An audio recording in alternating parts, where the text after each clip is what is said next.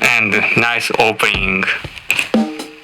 And child-friendly violence scene cared for children watching, like family watching the movie. And nice submarine scene, biplane scene, parachute stunt scenes.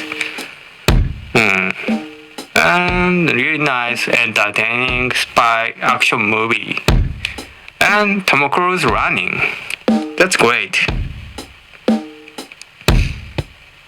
And that's why it's really good to see on movie theater because of huge audio Dolby surrounding changes your experience.